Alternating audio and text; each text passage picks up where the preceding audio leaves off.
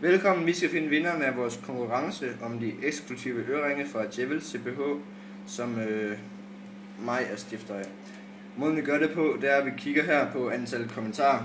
Der er 124 kommentarer, det vil sige 124 forskellige personer har deltaget, og vi har sørget for snyd og så videre. Vi bruger en hjemmeside, der hedder random.org til at finde et tilfældigt tal mellem 1 til 124. Hver kommentar er lige med et tal. Tallet, der bliver vist nu af vinderen. Det blev 64. Så skal vi ellers bare til at tælle. Og vi starter i toppen af. Skal op her og se alle kommentarerne. Vi vil gerne benytte tiden til at takke alle, der har deltaget i vores konkurrence, og håber, at I vil deltage i den næste. 1, 2, 3, 4, 5, 6, 7, 8, 9, 10, 11, 12, 13, 14, 15, 16, 17, 18, 19, 20,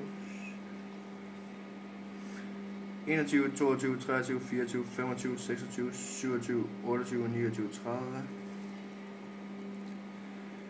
31, 32, 33, 34, 35, 36, 37, 38, 39, 40, 41, 42, 43, 44, 45, 46, 47, 48, 49, 50,